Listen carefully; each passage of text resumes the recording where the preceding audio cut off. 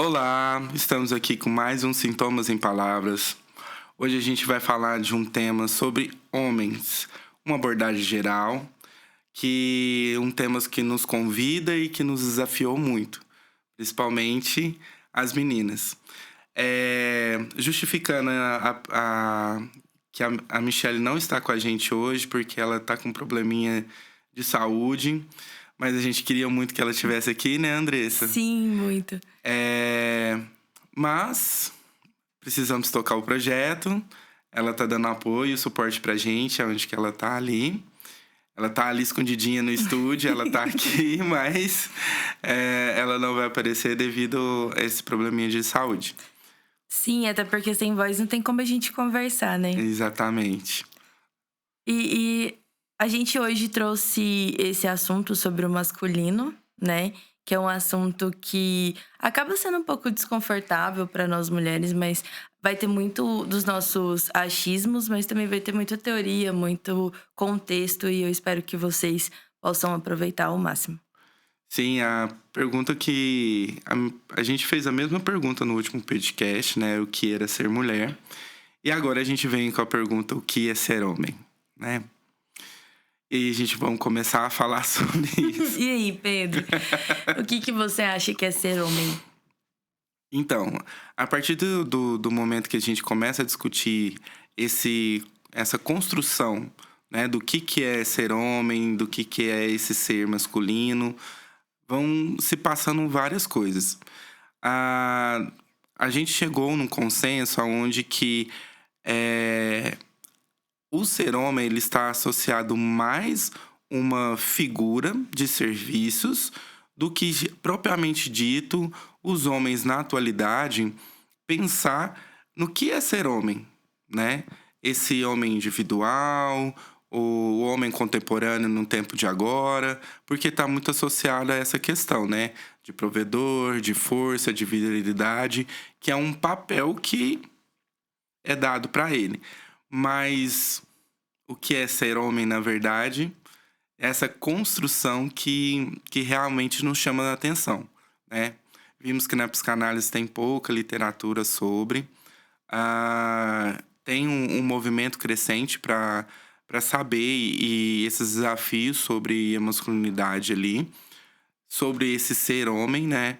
A psicanálise também nasce da questão da histeria, das mulheres. Então,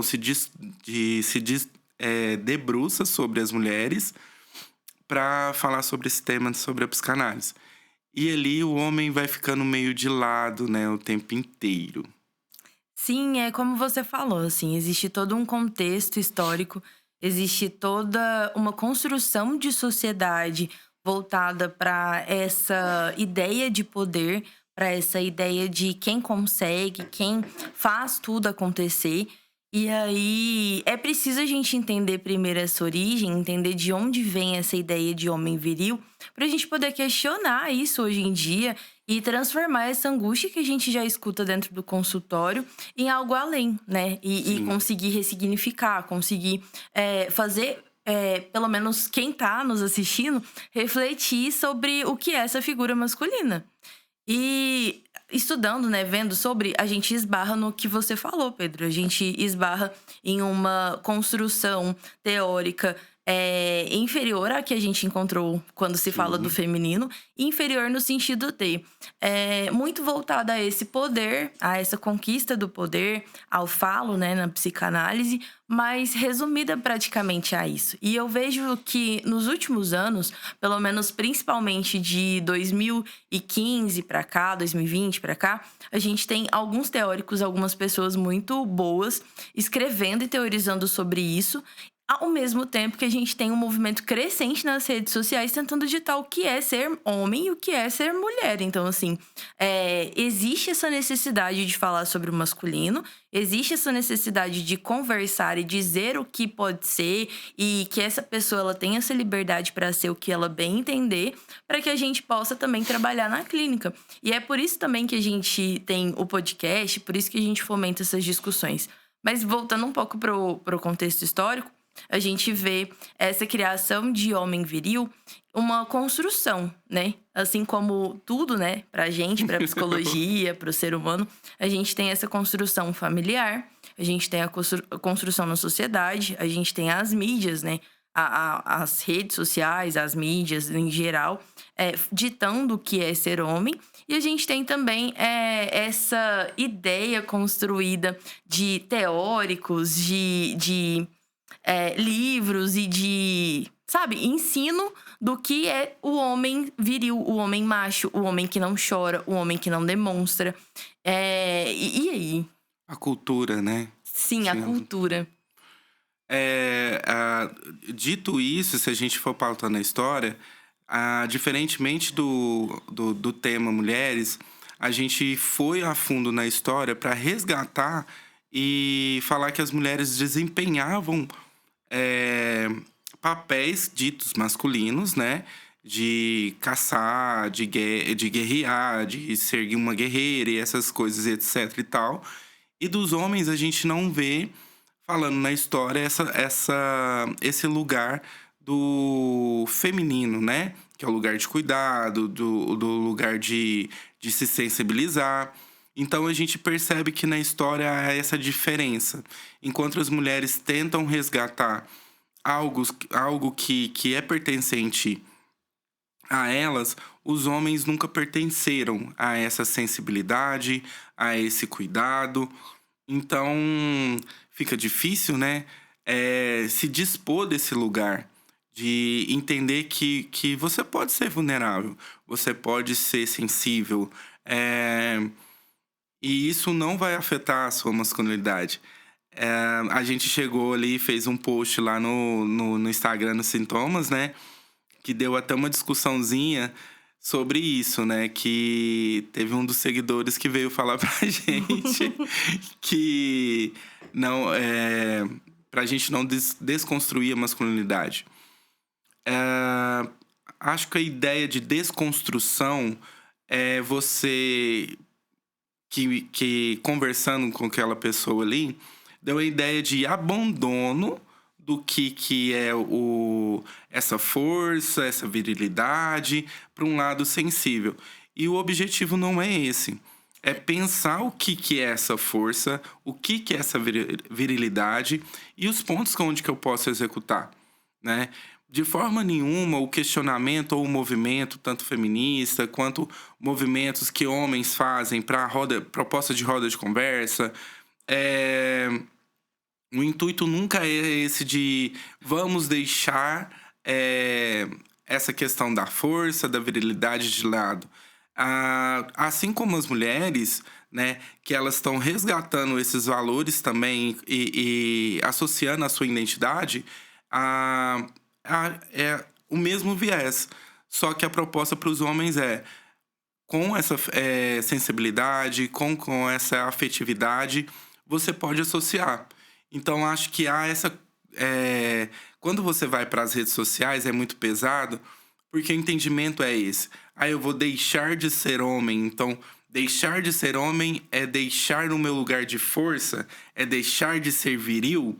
Não é isso. Sim, e a gente vê que só em falar em desconstrução, falar em ressignificar um conceito, já existe esse apego e essa ameaça de perder algo, né? E a gente tá falando de reflexão, a gente tá falando de repensar o que você considera ser homem e decidir o que você quer que ser nesse homem. O que você acha que é ser homem pra você mesmo. Uhum. Porque se você não repensa nesses conceitos, você repete coisas que você aprendeu, coisas da cultura e coisas que estão há muitos e muitos anos ditando o que você precisa fazer. E ainda voltando na história, né, falando um pouco mais de história, o conceito que a gente tem hoje de homem viril, ele vem do grego romano.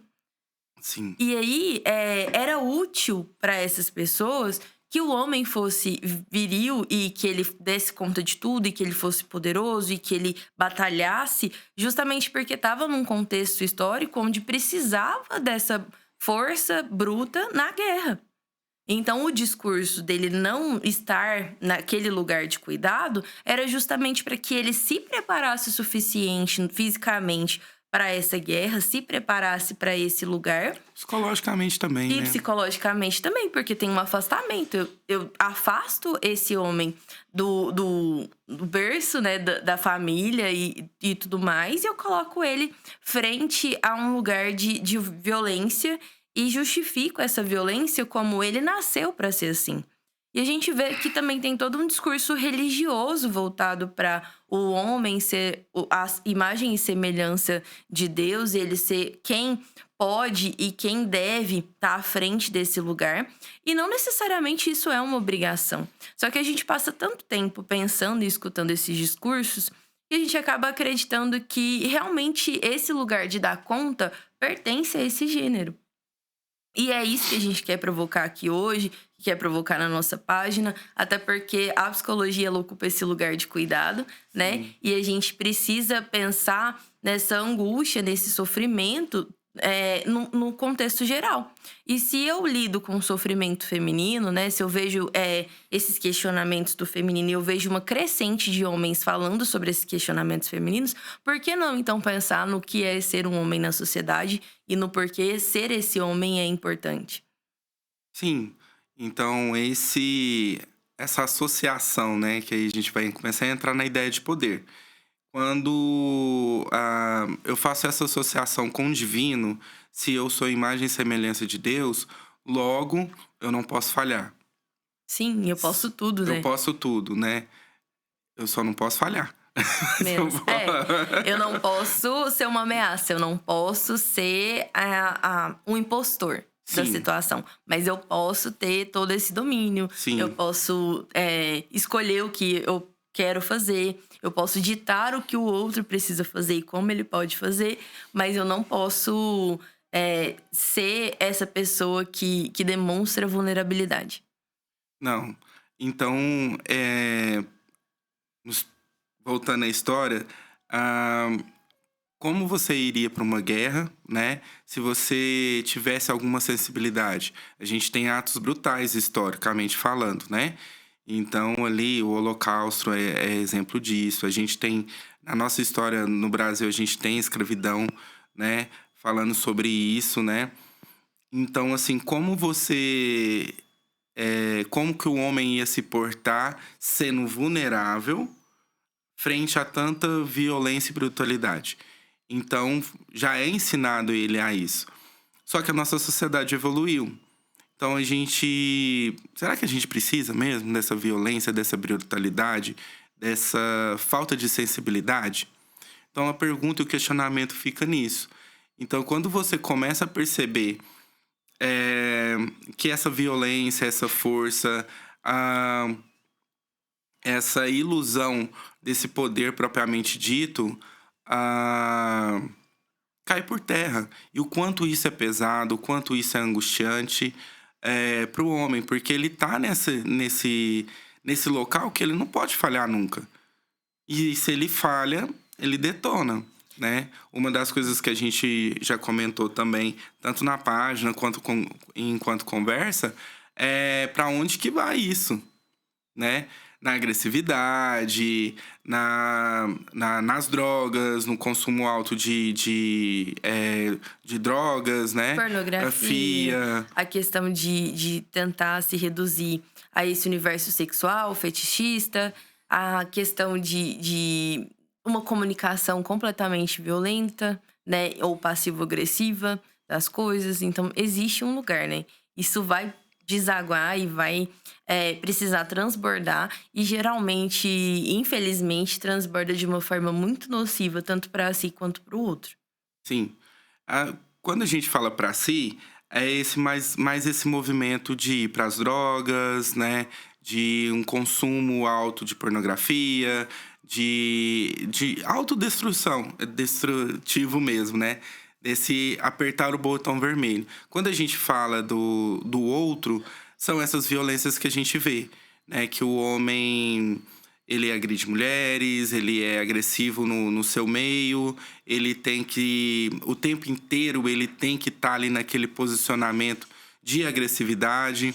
Então, quando a gente convida esse olhar, é que a gente sabe que a angústia, ela vai para algum lugar. Ela vai demonstrar em algum lugar. Não tem como isso fugir, né? É. E eu sempre falo isso também na clínica e eu acredito que você também fale.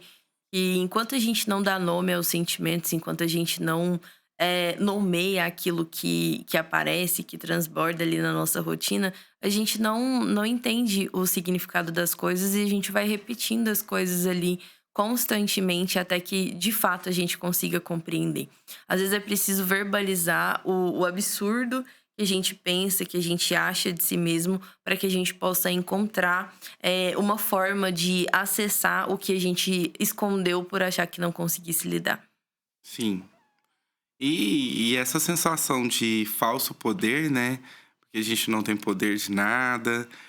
Hoje Quando. a gente tá escancarado de que não se Né? tem esse poder, né? Mas por muito tempo teve esse poder e a ilusão de que esse poder bastaria para que essa pessoa ela conseguisse existir. Então a gente teve esses discursos, né, na construção de sociedade voltados ao controle de natalidade, né, em alguns países e alguns não, né? Alguns não, né? É, Todos, na verdade. A gente tá falando de controle, seja para mais, para menos, do lugar que a mulher ocupa, de como a criança ela deve aprender, o que ela deve aprender, porque acaba que a igreja, e os filósofos que a gente conhece, todo esse aparato assim, intelectual que a gente se criou em sociedade, ele cresceu nesse viés de que o homem produziu, de que ele entendeu como a sociedade funcionaria, sobre as leis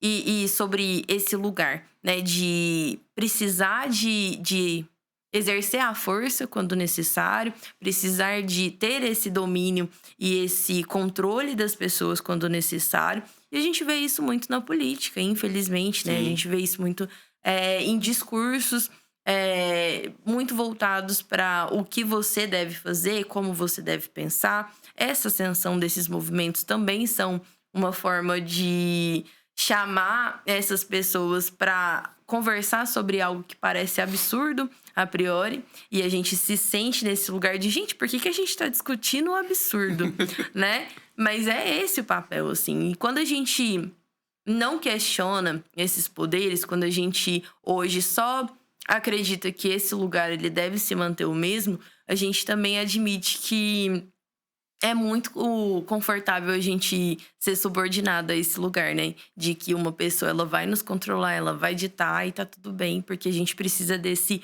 outro que governe. O poder é sedutor, né? Pra todos os gêneros, não só pro E homem. assustador ao mesmo E tempo. assustador. Porque para se manter lá, a custo de quê? Né? Que de fato ali você deixa ou que você tem que pagar a conta, né? Pra estar ali no poder ali. Mas o poder é isso, né? O poder ele é extremamente sedutor, independente do gênero. Mas pro homem parece que ele já vem ali no chipzinho dele, né? Que o poder é dele. E Sim. ele não pode abrir mão disso hora nenhuma. E aí é papel da família também trazer essa angústia, né? Sim, Porque nesse desenvolvimento a gente percebe de que não tem isso. Apesar de você ter o falo, você não tem esse domínio, né? A sim, limitação, ela vem nisso. E talvez essa angústia, ela comece desde sempre pera, não sou quem governa, não sou quem manda aqui sim. nessa casa.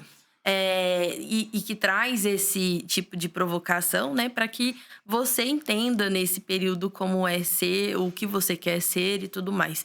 Só que a gente tem famílias disfuncionais, né? A gente tem Sim, construções diferentes do que é ser família. A gente tem pessoas que não foram criadas num contexto aberto ao diálogo e a essas discussões do que é ser. E aí, nisso, a gente esbarra nessas repetições. Então, o papel da mídia e o fato de a gente ter um discurso heróico muito bonito, né? A gente sempre tem esses protagonistas heróis e que nunca titubeiam, que sempre estão prontos para a briga, eles fazem também com que a gente acredite que é esse o lugar que a gente precisa. É isso que a gente precisa do masculino na sociedade. E que é uma falácia, a gente não precisa. Assim, a gente precisava de mais sensibilidade nessa organização que a gente tem hoje, justamente para conseguir se perceber e perceber ao redor, e acaba ficando ali, tipo, e quando que vai surgir essa sensibilidade? Quando que vai surgir esse cuidado? Fica aí o questionamento.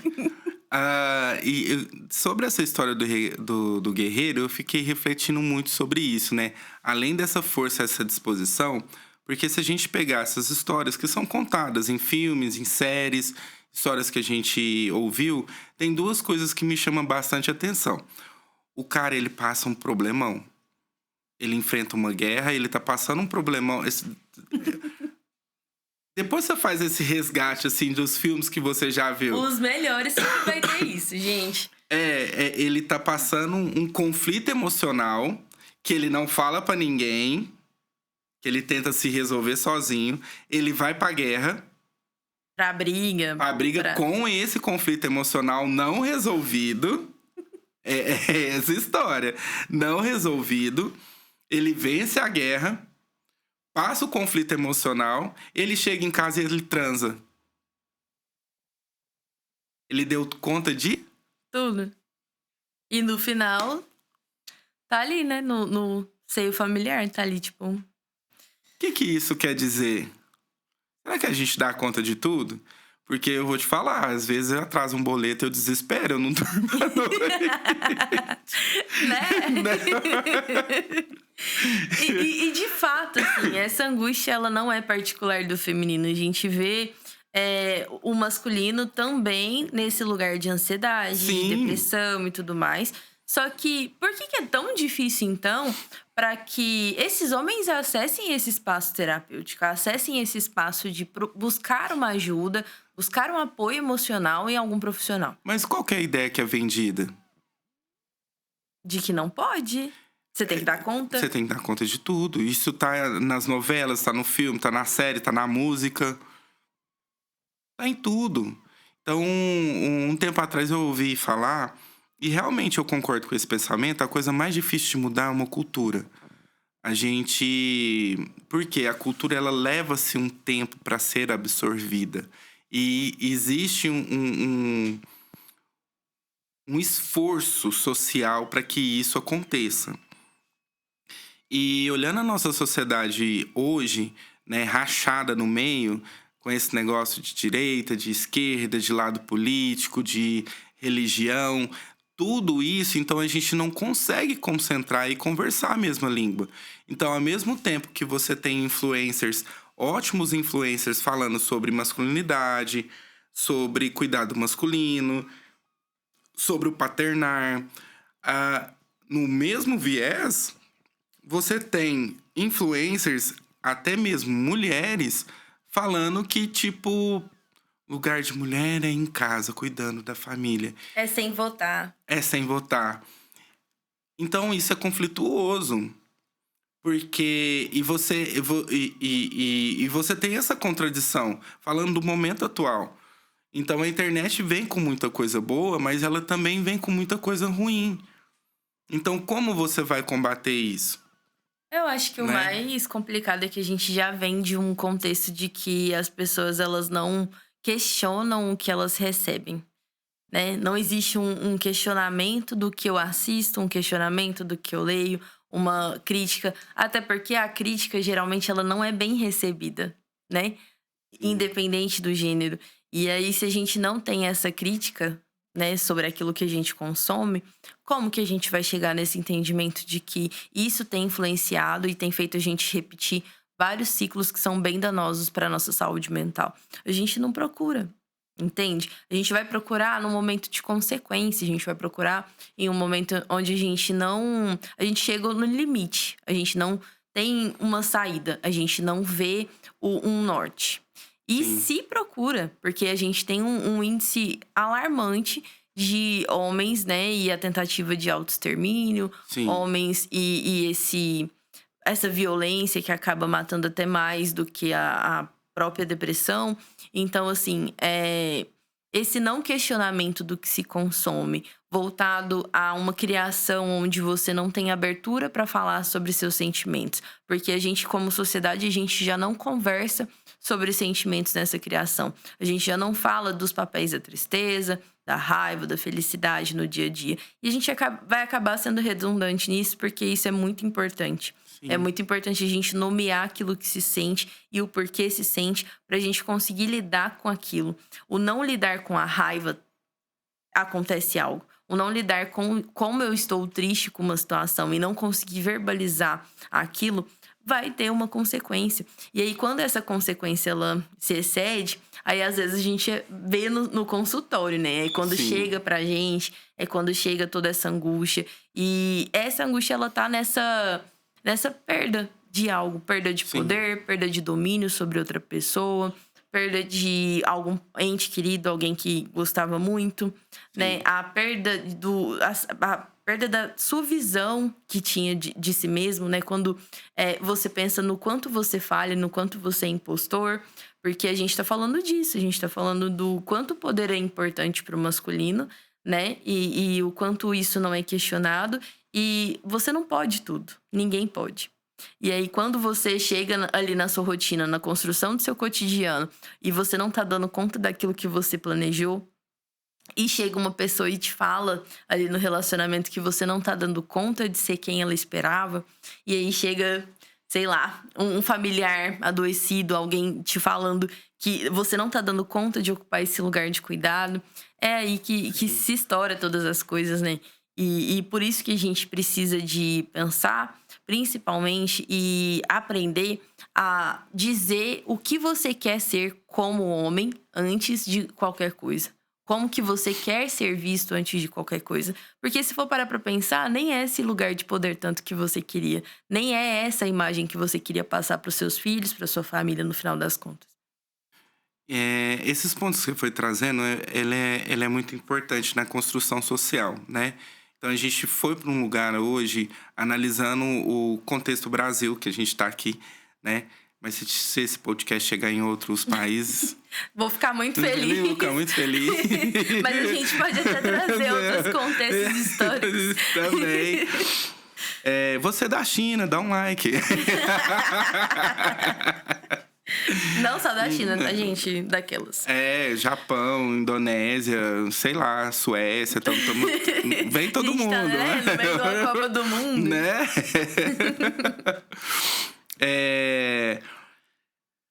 Quando eu falo desse contexto social, eu sempre acredito muito na educação. Sim. Né? A educação já foi provada milhões de vezes que tudo acontece ali, nesse período de formação. Então, a gente tem países... eu não vou colocar um país desenvolvido, porque eu não acho que o Brasil seja subdesenvolvido. Acho que essa ideia é absurda, né? Que a gente tem condição de fazer até mesmo melhores projetos, né? Sobre isso. Então, assim, vou exaltar, assim, Paulo Freire. Quem se sentir chateado, desculpa. A gente tá aberto a discussões. Exatamente. Porque o cara tem uma estátua na Holanda, gente. E não tem aqui no Brasil, enfim. A contradição. Mas vamos voltar pra cá. Então, eu acredito muito nesse movimento da educação. E aonde que eu quero chegar? Eu não me lembro qual país que tem, que eles decidiram fazer os primeiros momentos ali nos primeiros contatos com as crianças, eles dividiram as crianças em grupo, meninos e meninas, e ali a ideia era eles não socializar com esses grupos por enquanto, entre si, meninos e meninas, mas trazendo essa ideia de que, tipo assim, os meninos iam aprender afetividade. O que seria isso? A cuidar um do outro, a cuidar de uma casa, a cuidar nesse sentido do cuidado. E as meninas iam para esse outro lugar que seria ocupado pelos meninos, de construção, de brincadeiras mais voltadas para nesse sentido de sentido lógico, que são muito mais incentivados nos meninos do que nas meninas. Sim. E depois, ao avançar disso, há uma mistura da sala, só que ainda assim não há uma introdução de conteúdo. Eles começam a trabalhar o grupo junto sobre os sentimentos e sensações que aquelas crianças vão ter. Então, eles entenderam, e na reportagem que eu vi, eles entenderam que, tipo, o conteúdo tá aí pra todo mundo. Você pega o celular, você tem conteúdo de tudo quanto é jeito na sua mão. Então, eles entenderam que, nesse momento, esse período ali da primeira infância, que eles chamaram, é muito mais interessante desenvolver essa afetividade e esse sentimento para aqueles meninos do que, propriamente dito, injeção de conteúdo, Sim. né? E aí a gente volta pro Brasilzão aqui do meu coração. A gente volta pro Brasil num contexto de aversão completa ao feminino, né? Ao ponto de meninos sequer cogitarem a cor rosa. Que é uma cor. Que é uma cor que não dita absolutamente nada. Sim. E aí, colégios que fermentam... Gente, várias pessoas falam isso. Vários teóricos falam isso. Pessoas, assim, extremamente inteligentes que já falaram que o nosso sistema brasileiro de ensino é simplesmente uma construção de um proletariado burro. Que não pensa. Por quê? E atualmente, quando você entra num colégio e você vai ver, é só injeção de conteúdo. Ele não... Decoreba, eu vou te passar o que você vai precisar de saber para aquela prova específico. Não tem essa construção do senso crítico daquela criança, daquele adolescente. E eu entendo também que se tivesse essa abertura hoje, né, nesse cenário, os profissionais da área também não dariam conta, né, de conseguir apaziguar esses ânimos e conseguir ter essa discussão. Não é algo que a gente é preparado para se discutir, e aí fica por isso mesmo, é algo engessado. Qual que é o desfecho disso? Todo mundo reclama dos atendimentos dos médicos que a gente tem. Gente, ninguém teve desenvolvimento emocional ao longo do período escolar. Se não tem uma família, basicamente, que ensina isso, como que esse ser humano vai desenvolver? Se não tem essa família, se não tem a sociedade, se não tem essa busca interna por algum motivo, como que você vai ter esse acesso emocional e conseguir lidar com outro ser humano sem esse afastamento natural, né? Sem essa ideia de, não, pera, eu prefiro não acessar ali o que eu vejo do outro, eu vejo que aquela pessoa não tá bem, mas eu prefiro nem questionar, nem acessar esse lugar de não tá bem, para não ter o risco de eu não dar conta de responder as perguntas dela, de eu não dar conta de suportar a tristeza do outro. Sim. Tema pro próximo podcast será educação? Fica no ar. Vamos voltar pra masculinidade, que a gente já encontrou um outro assunto aqui que a gente gostou de falar. A gente gosta de muitos assuntos, assim. Por mais que a gente vê que essa construção de ideias, né, de teóricos e tudo mais da nossa área, ela é recente, um foco maior recente. Sim. A gente tem muito material, a gente tem algo muito denso, a gente tem vários assuntos que a gente pode abordar no que é ser homem, inclusive voltando para o homem viril, né, para essa ideia. E aí, e histeria masculina, Pedro? O que é ser um macho? O que é ser um homem de verdade? Homem não é histérico, homem não tem útero. A palavra histeria significa útero. Entendi. Ao deboche. Mas, vamos lá. O que acontece, baseado na teoria que a gente tem, a gente se entende lá atrás que, de novo, gente, um conceito aí, histeria, vem do útero, né, da língua ali. Freud dá... Não é o Freud que dá esse nome, desculpa. De histeria, já existia antes dele, mas ele vai estudar como neurologista sobre esse caso da histeria, né? E ali, ao longo dos anos, se coloca a mulher como unicamente só ela podendo ter esse tipo de doença, né? Na época, colocado como doença. E aí, com o passar dos anos, se entende que... Qual que é o problema da histeria? A mulher, ela não tinha um poder. Explicando friamente, né? Tem muito conceito, muita coisa, vamos tomar muito cuidado. Inclusive, vocês já podem assistir o anterior, né? Sim. Então, bem básico mesmo, a mulher vai em busca desse poder. Só que ela é muito castrada. Então, visto numa sociedade onde que ela não pode ser nada, ela simplesmente tem que... Estou aqui, bela, recatada e do lar. Então, isso... Lembra que a gente pegou e falou que a agressividade do homem, a angústia do homem, ela vai explodir para algum lugar?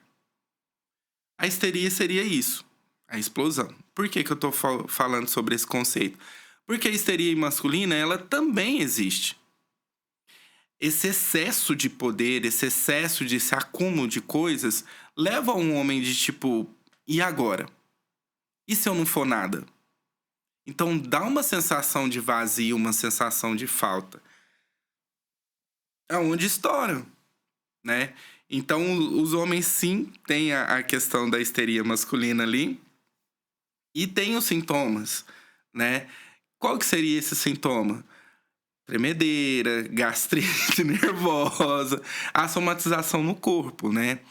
Então, porque o Freud começa a estudar ali, começa a desenvolver a psicanálise, porque tem esses sintomas muito no corpo da mulher, né? Então, a gente tem o caso lá da Ana O, que se apaixona por Freud, né?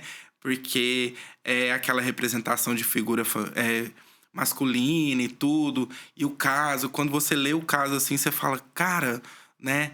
E justamente por ela não saber lidar com a relação que ela tinha com o pai dela, ela transferia isso para outros lugares. E tinha a questão da histeria, que ela ficava muda, que ela tinha vários sintomas ali, corporais ali. E o homem também tem isso. Só que a histeria masculina, ela veio sendo discutida agora, né? Se Freud tem 100 anos, a histeria masculina aí, eu acho que eu vou colocar uns 20. Pois é, e eu vejo essa angústia, a gente fala muito desse lugar, né? Da angústia na falha, porque é um dos principais lugares onde vai ter esse sintoma que você citou, né? Tipo, quando se falha. Quando a voz falha, quando o falo já não dá nome às coisas, né? Quando eu já não tenho desejo pelos parceiros, parceiras, quando eu já não tenho a vontade de existir, de estar ali naquele contexto que eu já estava. Então, quando assim, acontece aquele, isso nunca aconteceu comigo. Quando acontece. Aí essa falha. Aí escancara mesmo, né? Escancara mesmo. Mas assim, poder versus falha, entende? Desejo versus amor. Existe uma dualidade nessa ideia, nessa ilusão do homem viril. Existe. Muito. E aí a gente tá falando de alguém, de uma figura que é uma persona, na verdade, né? Ela performance, é uma performance que eu queria falar. E aí eu vou ser muito performático nesse lugar de que eu preciso desejar, e eu preciso estar nesse lugar de que eu desejo todas as coisas, todas as mulheres, todos os homens e etc, né? Tipo, no caso de quem deseja homens, ou enfim. E aí, se eu não desejo, se eu não tô nesse lugar de que eu quero tudo, de que eu posso tudo, eu já me questiono, será que realmente eu sou um bom homem? Será que realmente eu tô nesse lugar de que eu posso mesmo? Falando sinceramente, eu acho que não é esse questionamento específico. Se eu estou sendo... Porque se a gente ser sincero, né? Pegar o celularzinho, começar a gravar videozinho na rua e perguntar sobre isso, se... pros homens, se houve realmente esse questionamento, nunca passou. na cabeça, né? Será que eu tô sendo... pode ser que passou o pensamento, será que estou sendo o homem certo? Certo no sentido social De mesmo. correto, né? De certo e errado. Não, se eu tô sendo o homem certo de acordo com a cultura e a sociedade que esperam de mim. Então, esse pensamento eu acho que existe, né? De tipo, eu tenho que gostar de futebol, eu tenho que praticar lutas, Gente, é né? muito performático, né? Sim. Então, assim, esse pensamento, ele pode existir. Mas, assim, será que eu tô sendo um homem errado? Eu acho que não. Sinceridade, assim, não. Entendi. E aí, eu acredito que essa ideia de que eu tenho que desejar tudo, ela acaba afastando a ideia do amor encontrar o desejo, né? A gente coloca sempre esse lugar de eu amo a Santa Imaculada, eu amo a mãe de família, aquela que vai ter os meus filhos, e eu desejo a todas, porque eu posso todas e eu consigo todas elas. Sim. Então tem Mas é, essa um- ilusão, tem essa. mas é uma performance, né? Que, de novo, o homem não para pra pensar de tipo, será que eu amo realmente a minha companheira? Eu a desejo? O amor e o desejo, ele pode coexistir na mesma pessoa, né? A gente tá falando de uma forma geral aqui, porque é muito o que aparece pra gente, né? Sim, Nas redes sociais, nas conversas que a gente tem com amigos fora do meio da psicologia. Então, assim, é muito performance. Então, esse questionamento que você fez, será que é isso ser homem? Será que é... Como é eu ser homem, né? Como é o meu ser homem? Esses pensamentos, assim, eu posso te falar que você pode fazer o teste. Você pode fazer o teste hoje. Vai embora hoje. Vai conversar com os boys aí. Você vai ver que. Você já mas pensou isso? Ele vai falar que. que não. E assim, eu vejo muito essa coisa de que eu preciso mostrar que eu desejo, eu preciso mostrar que eu entendo, eu preciso mostrar que eu tenho esse conhecimento popular. Por que que todo homem, ele quer dizer sobre futebol, ele quer falar sobre carro, ele tem... São assuntos muito específicos e que fala de potência, fala de poder, de como eu entendo, como eu sei fazer, entende? É claro que toda regra tem exceção, a gente tá generalizando aqui algumas coisas para conseguir Sim, conversar sobre. Mas eu vejo muito essa versão ao feminino e por completo. Todo passo que se dá a sensibilidade, todo passo que se dá a emoção, todo passo que se dá a vulnerabilidade é entendido como algo afeminado, como algo feminino, como algo que não deve ser reproduzido, que deve ser excluído ou que deve ser escondido.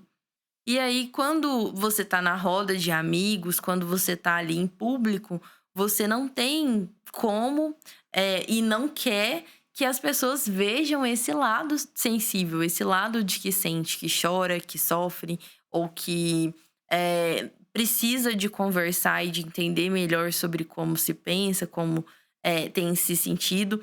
E aí é muito danoso. A gente tá com uma pessoa que tá ali performando e sendo ator da própria vida o tempo todo ali, tentando ser um personagem o tempo todo. E aí esse personagem ele cai, vai chegar um momento que esse personagem ele não dá conta de tudo aquilo que você tem que ser, de tudo aquilo que você tem que fazer. E quando ele cai, é uma brutalidade, é um sofrimento visceral que você tem, porque você acabou de perceber que você foi ator da própria vida e de uma forma completamente frustrante. não, acho que não há essa. Não é essa barreira, esse filtro. Simplesmente. É isso. E aí, Pedro? O que um homem macho quer de verdade? Porque a gente tem essa coisa, tem um homem macho e tem É um um homem homem. afeminado. Como assim? É assim, vou pegar a ideia de performance. Ah, Aí a gente vai esbarrar em Lacan. A gente passa a existir pelo que o outro passa a ver de nós. Eh, então, o que, que o outro tá vendo de mim? E aí entra a performance. E por que que você acha que o homem macho ele não consegue ter esse acesso ao feminino ou ele não pode, de forma alguma, mostrar o feminino?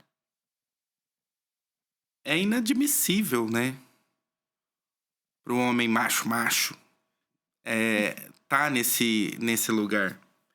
Então, tipo assim, ah, o carinho que eu posso dar, ou a forma que eu posso entrar em contato com esse lado feminino, nesse homem macho, ele tá no esporte de contato, ele tá num boteco, um bar com os amigos, e é literalmente essa performance mesmo. Que eu posso me sensibilizar, e a gente até falou disso num post, que, tipo, é permitido eu chorar num jogo de futebol, Sim. mas não é permitido eu chorar em casa. Olha que loucura. E aí, em casa que você teria uma.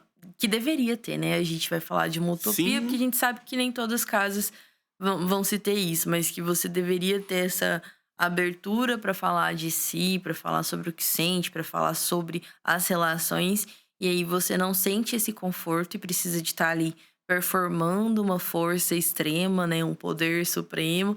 E aí, enquanto isso, naquele lugar onde você está em coletivo com outras pessoas que também pensam assim como você, em várias coisas ao mesmo tempo e que não consegue transbordar aquilo, não consegue falar sobre aquilo, e ali você se permite chorar, ali você se permite sentir de verdade uma situação.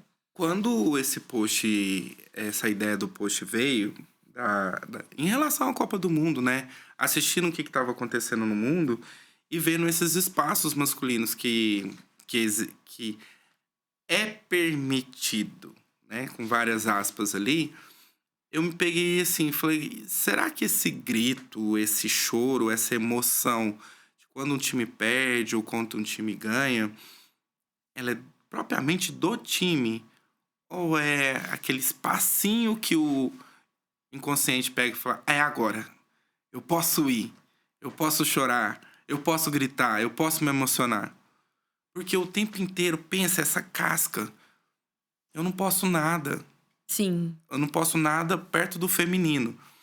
Então, esses espaços aonde que eu encontro uma vazão, se tratando do esporte, né? Ah, eu fiquei pensando, será que é aí? Eu, assim, por mais que eu pesquisei, não achei nada falando sobre isso. Então, a pesquisa, nem nada sobre isso, né? A ideia do tema, assim, me passou na época, assim, na cabeça, que foi justamente isso. Falei, será que é aquela frestinha que o inconsciente às vezes é num sonho, às vezes é numa risada, às vezes numa piada autodepressiva, autodepreciativa, né? autodepreciativa, exatamente. Ou então será que é esse gancho, né, que dá no homem ali que a barreira cai e aí ele pode extravasar a emoção, porque aquele lugar é permitido? Só que mesmo assim que a minha emoção é permitida, eu estou colocando essa emoção num jogo de futebol. Então, todos os que estão vendo ali, eu estou me emocionando pelo futebol, certo? Mas inconscientemente, porque não há esse espaço. Então, o cara nunca pensa sobre isso, né? Então, assim, é uma pesquisa que seria interessante, mas eu acho que eu não conseguiria fazer pela aceitação do público. Assim, é interessante isso do sentir em sua voracidade, sabe? De você descontar toda a sua raiva de toda semana, de todo o trabalho ali naquele espaço de futebol, ali naquele espaço onde você pode gritar, xingar e chorar o tanto que for, esbravejar por algo que tá ali. né? Algo que foi construído. É claro que tem uma construção coletiva, tem todo Sim, um sentimento, tem toda uma história. Porque o esporte também tem isso, né? claro. Então a gente sabe que amar esse esporte não é só isso, mas a gente tá falando muito de se eu não tenho esse espaço antes, se eu não achei esse espaço em algum momento, eu vou ter essa adoração por esse outro espaço, eu vou ter esse lugar. Eu vou preferir esse lugar, porque ali eu posso ser eu de verdade. Assim como muitos também fazem isso em suas igrejas, muitos fazem isso é, por exemplo, vamos colocar shows, né? Tipo, contexto em geral de Uhum. cultura, né? São lugares onde você Ou o amigo pode que bebe demais e começa a demonstrar, chorar. sim. E aí você extravasa isso em lugares de cultura, em lugares onde você acredita estar confortável justamente por ter Uma certa proteção, né? um contexto coletivo. E aí, por que desse desconforto no individual? Por que esse desconforto em onde você deveria sentir liberdade? Responde aí você nos comentários. Sim, porque assim, se a gente fala desse conceito de casa, se a gente fala desse conceito de família, e muitos defendem muito essa ideia de família, de estar ali nesse contexto, de construir uma família, por que não construir um lugar de liberdade? Por que não construir um lugar onde você consegue acessar a sua vulnerabilidade e que não ache que tá 100% errado, de estar mostrando que você tem fraqueza, entende? Por que que a sua casa ela ainda precisa ser uma construção de tudo que a sociedade ensinou? Porque é aquele espaço ali que você constrói, que você paga, que você tá ali Sim. existindo, né? Que você participa, não pode ser esse lugar livre. Por que, homens?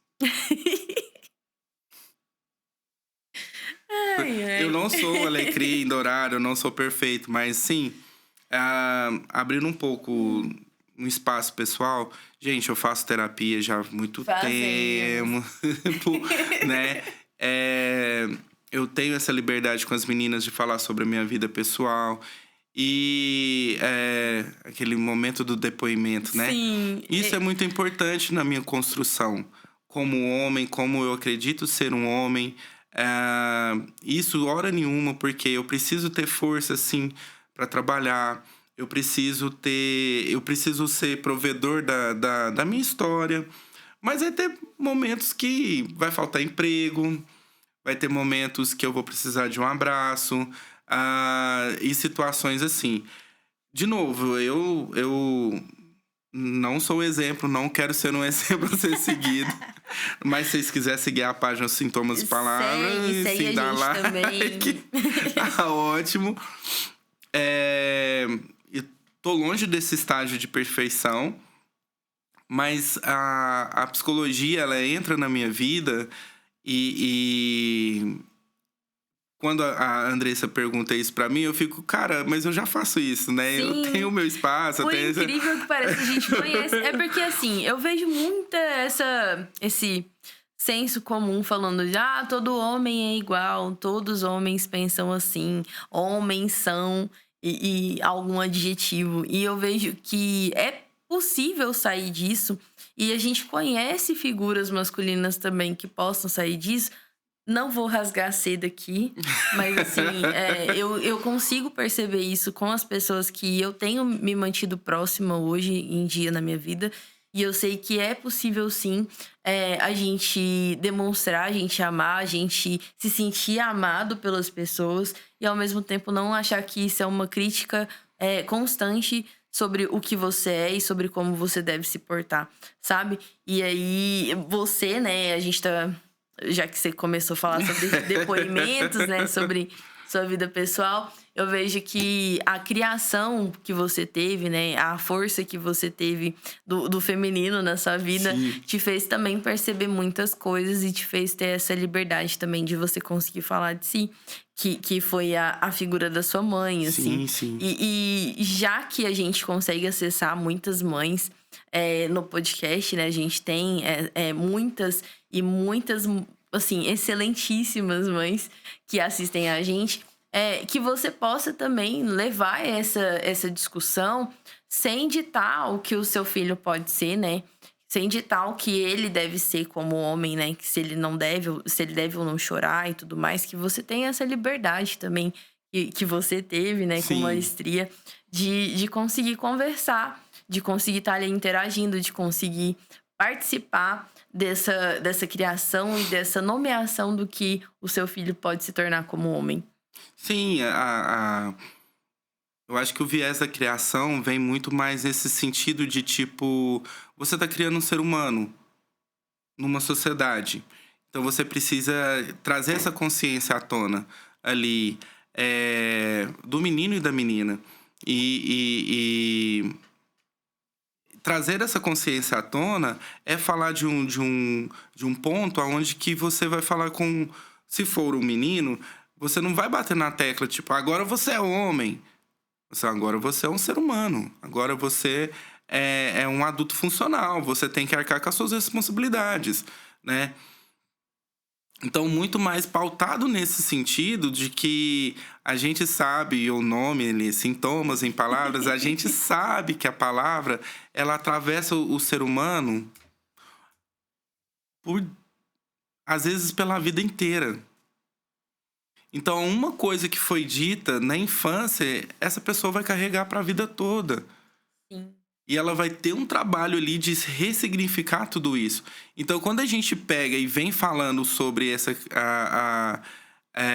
esse modo de criação, essa influência, essa cultura, a educação, de como conceber uma sociedade menos machista, misógina, que os homens possam ter esse espaço para conversar, para se abrir. Então, tipo assim, a gente tá numa luta e uma campanha todos os anos, né? Falando sobre o câncer de próstata. E é uma luta de saúde Sim. coletiva. E até hoje ainda... que eu não vou lá não, porque não sei o quê, e papapá. Então tem todo um negócio... Cara, é um negócio de saúde, é seu corpo, né? Então, você não vai deixar de ser homem porque o cara vai tocar em você num lugar específico.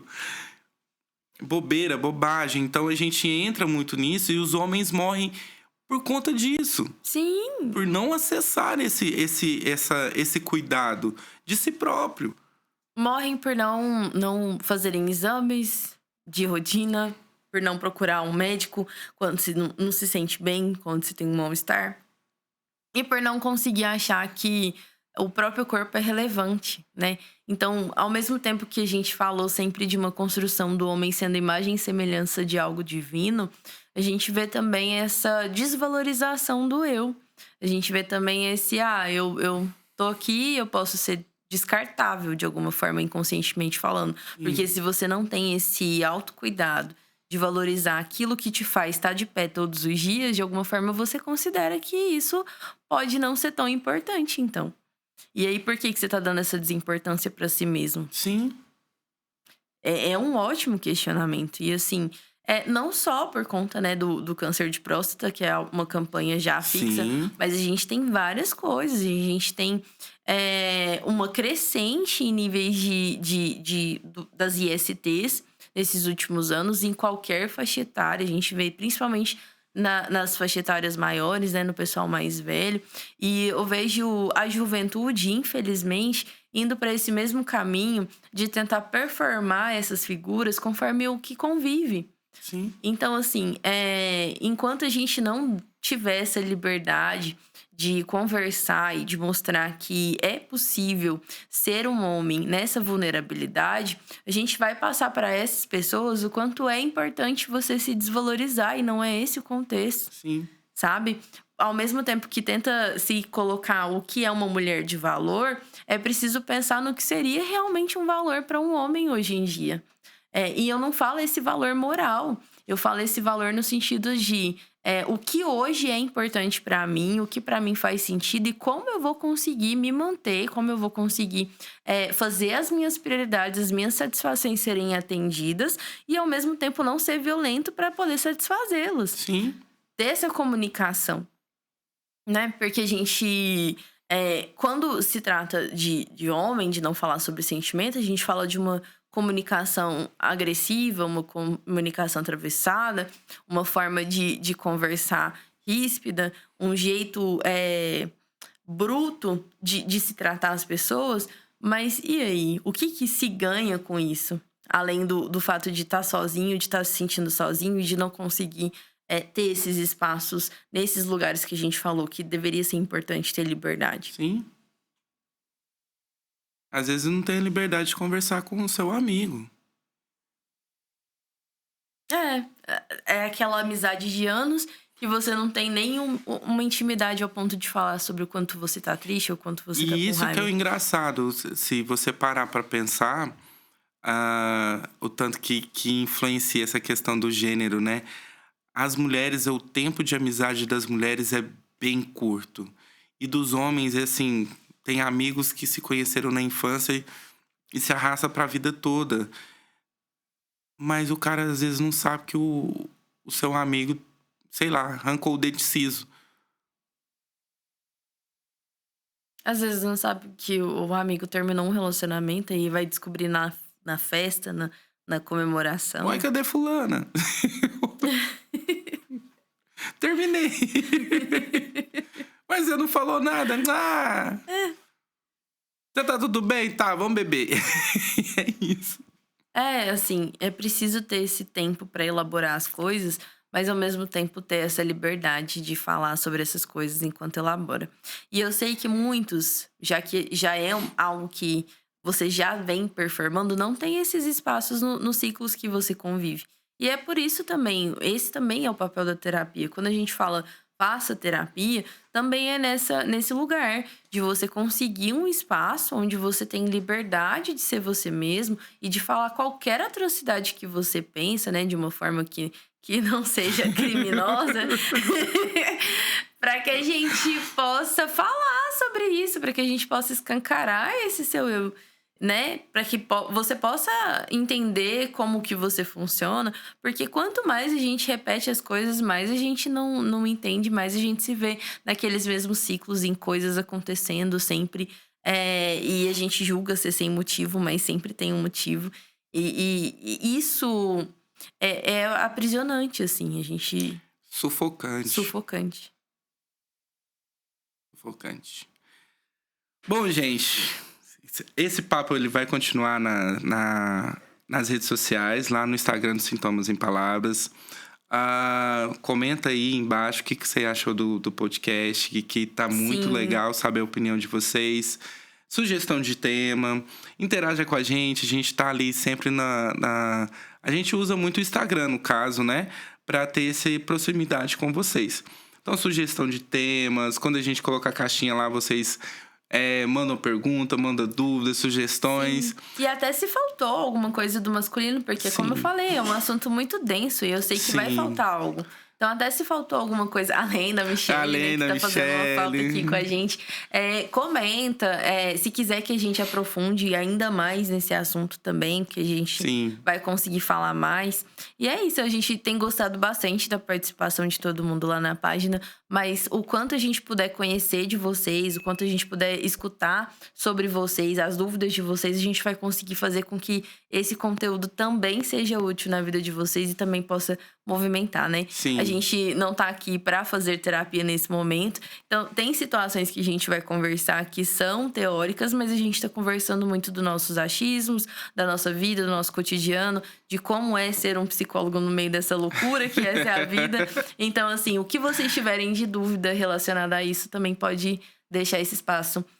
Os Sintomas em Palavras, ele é esse espaço justamente para que vocês possam conhecer um pouco do que é esse cotidiano, né? Sim. De ser psicólogo. Sim. Às vezes vocês têm muita dúvida de como que é estar em terapia, de como que é conviver com um psicólogo, né? Quando a gente conhece alguém, fica aquela coisa de sim, um psicólogo, tá me analisando. Então, se você quiser conversar um pouco mais sobre isso, também tem essa liberdade.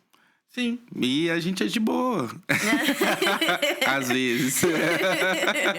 Mas é isso, gente. Até o próximo encontro. Muito obrigada. Até o próximo.